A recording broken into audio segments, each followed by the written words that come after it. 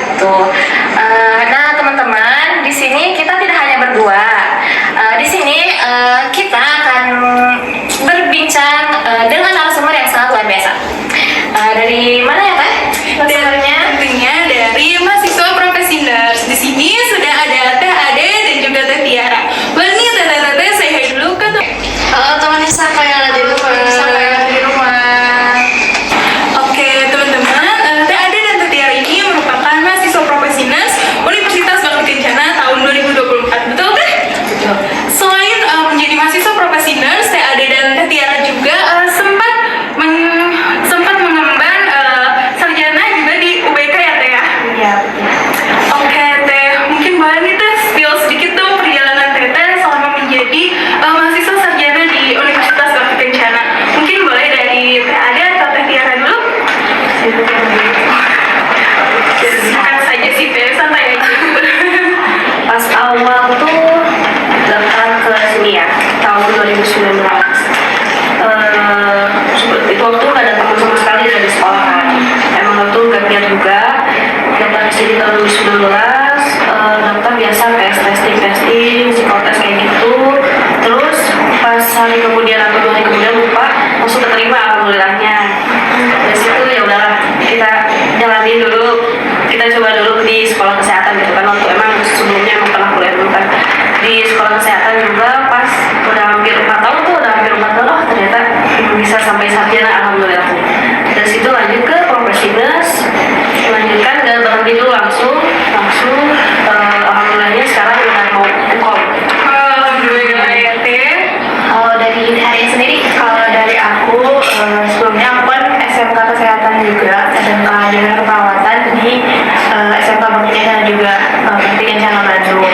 Nah aku lanjut ke S1 keperawatannya di sini. Awalnya mau di kampus lain, tapi orang tua aku tidak merestui untuk ke kampus lain.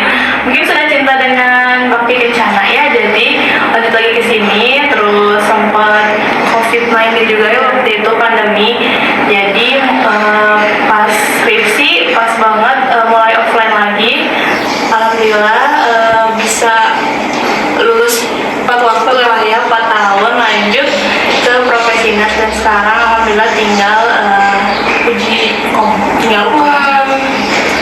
Oke, nah teman-teman bisa dilihat gitu ya, sangat beragam gitu ya perjalanan dari Teh Ade maupun Teh Tiara sendiri. Nah seperti yang sudah tadi disampaikan oleh Teh Ade bahwa Teh Ade dan Teh Tiara sebentar lagi akan menyelesaikan Profesinersnya ya Teh ya. Kita doakan semoga diberikan kelancaran hingga akhir. Amin. Mungkin di sini kita ada sesi atau temaka ya Teh, yaitu tanya jawab teman Himsaka. Nah jadi di sesi ini tuh ada beberapa pertanyaan dari teman Himsaka di rumah ya Teh. Mungkin nanti boleh dijawab bergantian dari Teh-Tehnya. Boleh Teh Hari sampaikan pertanyaannya?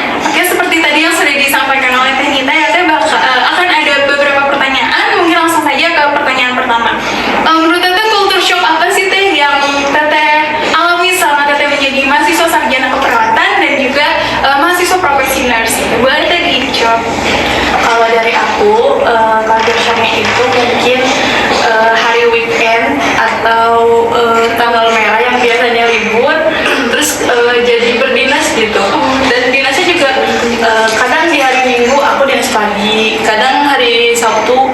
Biasanya kan kita kalau waktu di S1 gitu ya, hari weekend atau tanggal merah itu main, atau misalkan ada quality time sama keluarga, ini jadi nggak bisa karena jadwal dinasnya juga kan nggak tentu ya, kita nggak bisa pilih dinas pengennya di hari ini atau misalkan liburnya di hari Minggu, nggak bisa gitu. Jadi ya itu aja sih mungkin culture shocknya kalau menurut aku ya. Mungkin kalau untuk dia, kalau aku sama juga sih, kalau misalkan di Profesiners itu karena kita full di lapangan, di rumah sakit ataupun di puskesmas gitu, jadi waktu liburnya itu kayak apa, milik-milikan lah rezeki gitu. Kalau misalkan kita ada dinas malam terus besoknya libur tuh alhamdulillah masih bisa kumpul sama teman sama keluarga gitu kan. Kalau misalkan dinasnya kita masih dekat, kalau misalkan jauh kita ya udah diem aja di kosan ngerjain askep.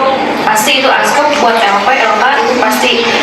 Apalagi kalau misalkan pernah kita habis shift malam tuh, besoknya kan pulang jam 7 tuh shift malam, jam 7 pagi pulangnya. Jam 8 responsi itu pasti nggak akan pernah kelewat di setiap stasiunnya gitu sih. Ada nggak sih Teh cara mengatasi culture shock gitu agar menjalaninya secara santai dan terbiasa gitu Teh? Kalau aku sih dibawa enjoy aja sih, soalnya setiap stasiunnya, setiap minggu, setiap ganti ruangan pasti akan ada tugas tetap gitu, laporan pendahuluan, laporan kasus, terus logbook sama logbook harian ya, sama target kompetensi yang harus dicapai di ruangan tersebut, di stasiun tersebut. Jadi lama-lama udah terbiasa aja, udah nggak kaget lagi gitu, udah ya udah pasti emang perjalanan kayak gini gitu, setiap minggunya, setiap ruangan, setiap stasiun pasti kayak gitu. Jadi lama-lama ya udahlah gitu, dibawa enjoy aja sih, dinikmatin aja gitu.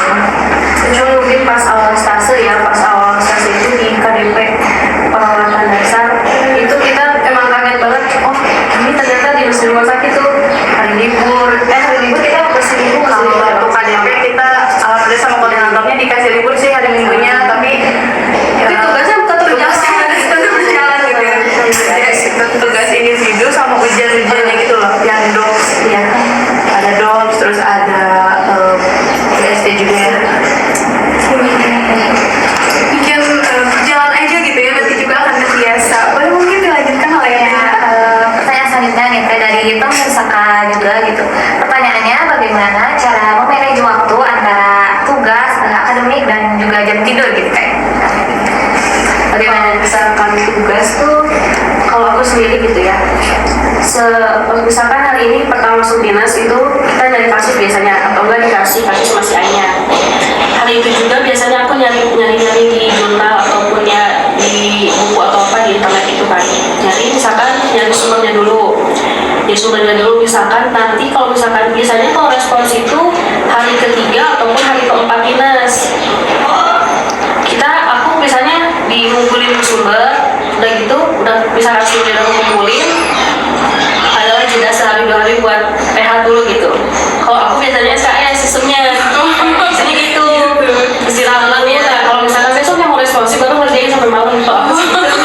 Gitu. Kalau dari aku kan biasanya kita hari pertama atau H-1 mau masuk ke ruangan itu biasanya itu preceptor klinik si A-nya itu ngasih kasus. Jadi kita ke kelompoknya itu minta kasusnya gitu. Kita perkenalan dulu.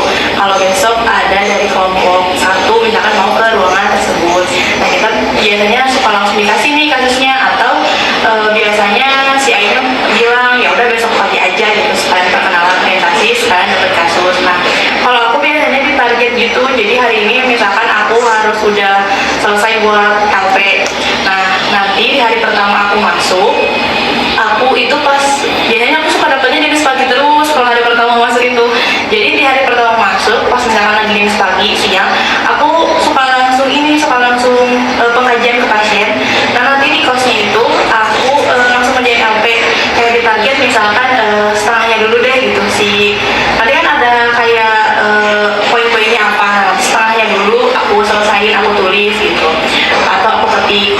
Nah kemudian nanti aku bikin target lagi, besok harus sudah selesai LP-nya atau sekalian sama nge-LK gitu.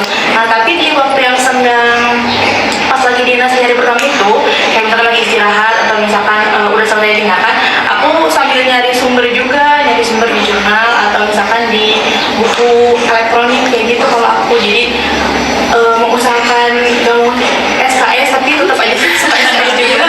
Berbeda ya, ada yang SKS, ada yang Berani jauh-jauh gitu ya. Kalau Teh Hera sendiri gimana? Kalau aku sendiri mungkin campuran ya sistemnya. Sama mungkin ya saya gitu. Oke, dilanjutkan ke pertanyaan selanjutnya berikutnya Teh ya. Mitos atau fakta sih Teh kalau di nurse itu setiap bulannya tuh harus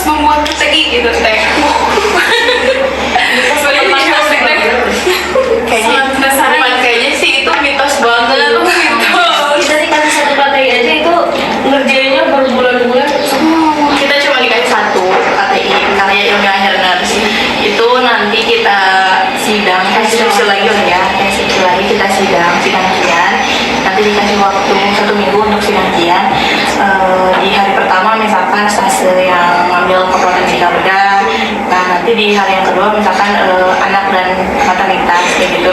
Tapi itu sidangnya itu di akhir stase setelah semua stase beres, semua stase selesai. Dan yang bilang kalau misalkan setiap bulan kita bikin KT itu mitos. Terus yang ada juga setiap bulan kita bikin LP ya. LP aja sih setiap minggu paling. Gak kebayang gitu ya setiap bulan bikin skripsi. Satu aja pusing, apalagi ini setiap bulan. Oke, jadi itu mitos ya, teman-teman. Sudah dijawab oleh Teh Ade dan juga Teh Tiara. Itu hanya mitos. Baik, mungkin pertanyaan selanjutnya ya, Teh. Support system ketika di profesi itu menurut Teteh sangat dibutuhkan atau nggak ada juga nggak masalah gitu? Bagaimana? Kalau aku sendiri kan sangat dibutuhkan karena dari sarjana dari S1 sampai profesional itu yang aku rasain di sekolah kesehatan itu tugasnya banyak banget. Terus juga kayak kita harus lebih ekstra menghafal karena kita kan pas nanti kita kerja taruhannya itu adalah nyawa ya. Jadi apapun yang kita lakuin itu emang harus benar-benar gitu. Teori juga itu amat sangat dibutuhkan banget kita pas ketika kita di lapangan. Jadi support system yang pertama pasti keluarga ya, keluarga yang mendukung, terus kayak rekan-rekan yang mau kita ajak belajar bareng gitu. Karena yang namanya juga manusia nggak bisa hidup sendiri kan, pasti butuh sosialisasi gitu. Yang namanya teman, sahabat kayak gitu, apalagi kalau misalkan udah punya teman dekat gitu kan, pasti itu support system banget sih. Pasti ya deh nggak? Nah, kalau menurut aku betul juga, tapi ya bisa dibilang nggak betul juga sih. Gimana ya? Di tengah-tengah gitu ya, tengah-tengah gitu. Ya butuh kita kalau misalnya kita lagi capek, lagi down gitu ya, kayak lagi aku tuh sempat ada di fase kayak bosen gitu. Jadi kayak aduh kayaknya nanti aku nggak mau deh kerja di rumah sakit gitu. Pengennya kayak aku tiba-tiba berubah ya keinginannya, cita-citanya, sampai aku bilang kayak ke orang tua aku, kok aku jadi pengen kerja di kayak kantoran gitu ya. Terus kata aku, mungkin kamu lagi capek aja karena ini kan masa namanya juga masa lagi pendidikan ya, lagi sekolah. Semua kegiatan yang kita lakuin kan setiap hari itu berulang, ngelakuin tindakan itu lagi, ngerjain itu lagi gitu. Setiap stasiunnya kita bikin tugas itu lagi. Jadi butuh sih support system. Tapi kalau misalkan kita juga kan harus ngerti ya, support system kan tadi yang Tiara bilang dari keluarga itu nomor satu sih, support system dari keluarga. Terus dari yang kedua itu mungkin teman-teman di satu angkatan juga itu kan biasanya saling menyemangati ya, saling support juga. Dan kalau menurut aku sih dari diri sendiri, karena percuma gitu kita punya support system banyak, tapi kalau misalkan kitanya dari diri sendirinya nol gitu ya, percuma kita nggak akan kita nggak akan bisa bertahan gitu, akan grow up. Jadi support system untuk diri sendiri dulu untuk yang pertama ya. Ke pertanyaan berikutnya ya Teh ya. Di sini ada pertanyaan nih dari teman Hipsaka gitu. Menurut Teh Ade dan Teh Tiara, stase apa sih Teh yang paling sulit ketika profesi nurse, dan apa sih Teh alasannya menurut Teh menjadi stase tersulit gitu? Kalau dari sulit mungkin karena berbeda-beda ya, kayak KMB itu fokus kita di penyakit dalam gitu. Kalau jiwa kita lebih ke psikologis, kejiwaan, pasti setiap stasiunnya pasti berbeda gitu. Dibilang sulit enggak sih, karena perbedaan itu. Tapi kalau misalkan dibilang apa ya, yang agak menantang gitu, kalau menurut aku sih di stasiun data kritis. Karena di situ tuh kita harus emang pas IGD gitu. Di IGD kita harus cepat banget tindakannya segala macam. Apalagi kalau misalkan udah ada yang upload atau apa gitu, kecelakaan yang membutuhkan tindakan emang cepat banget, kita tuh harus gesit banget. Kalau enggak kita pasti diomelin kan kalau perawat ya gitu. Itu yang paling menantang sih. Kalau yang lainnya ya sulit pasti ada, cuman ya dibawa bisa masing biasa bisa dibawa ini lah. Kalau menurut aku mungkin stase ya sama lah ya, dan kritis karena kita harus cepat, nggak boleh yang leha-leha gitu. Apalagi kalau pas di IGD kita harus cepat.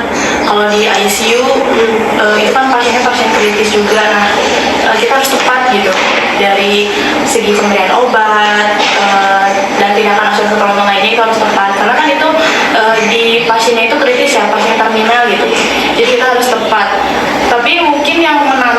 aku itu di stase anak.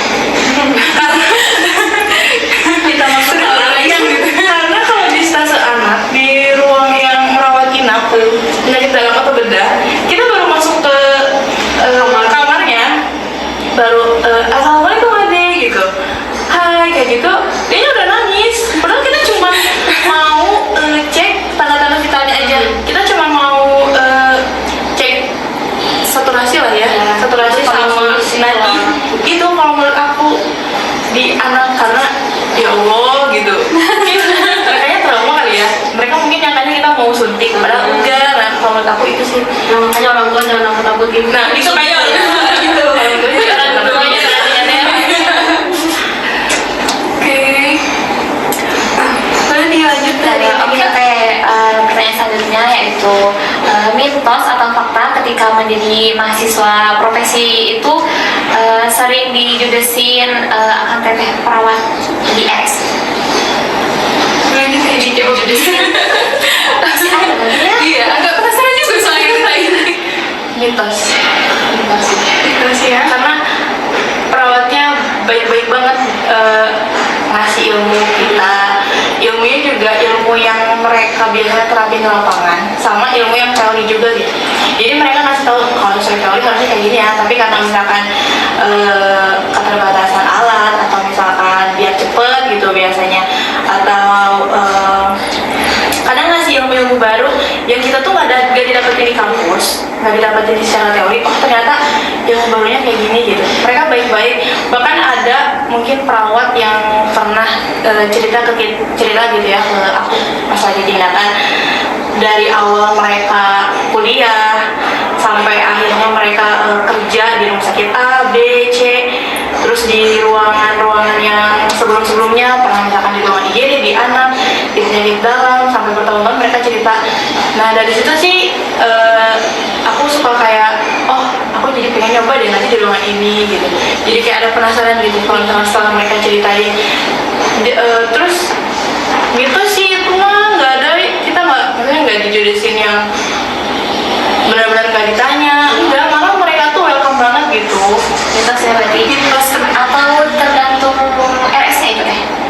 Tapi kita dari Emang tergantung RS, tapi kebanyakan yang kita dinas selama dinas ya, dari mulai yang di Balai Enda, yang di mana-mana itu perawatnya pada baik-baik sih, ngasih tahu, terus juga kayak sharing gitu, terus nanya kenapa mau jadi perawat ini, nanya.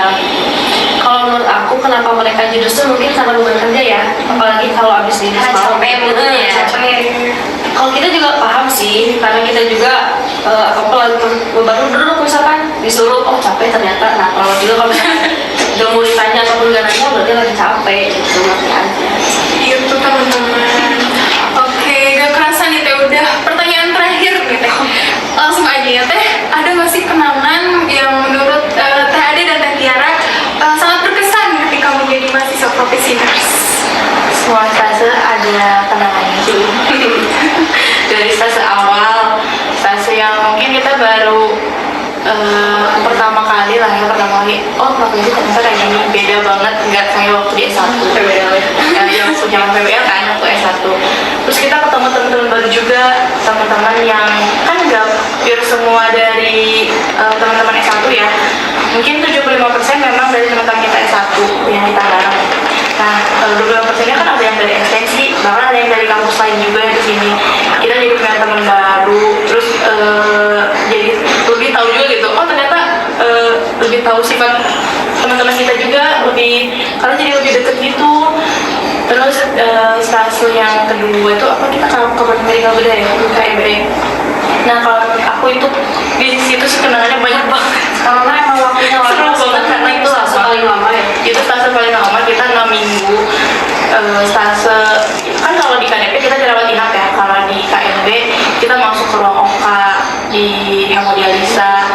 Terus kita benar-benar ngeliat, oh ternyata proses operasi itu kayak gini gitu, dinginnya ruang operasi itu benar ya. Terus dari awal kita dorong pasien, dorong lah ya, dorong sana dorong sini, bawa pasien dari ruang pre-op sampai ke intra, terus kita anterin lagi sampai pemulihan. Kita benar-benar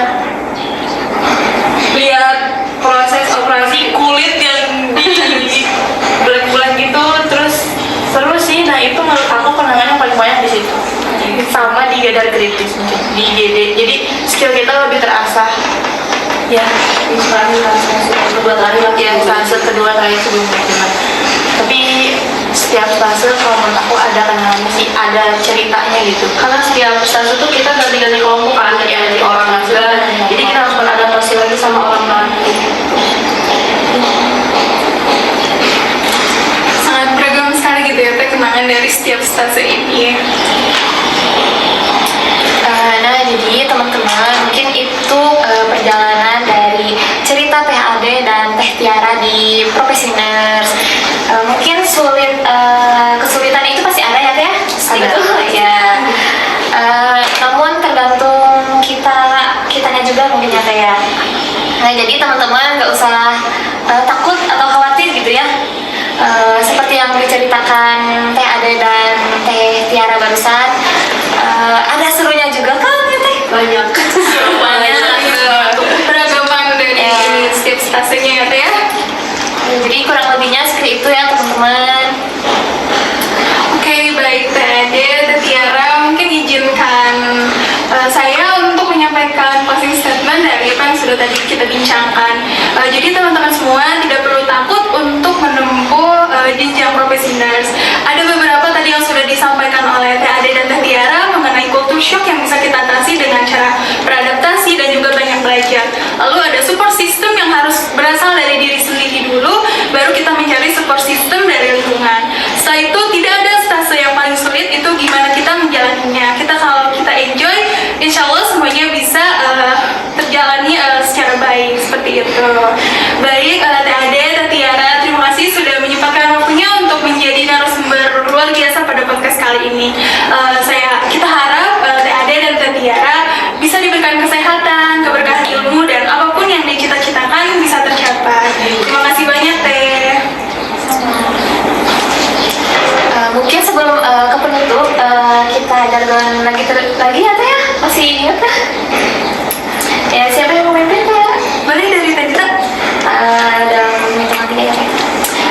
Teman Himsaka, tempat bercerita untuk menggapai asa. Oke, mungkin cukup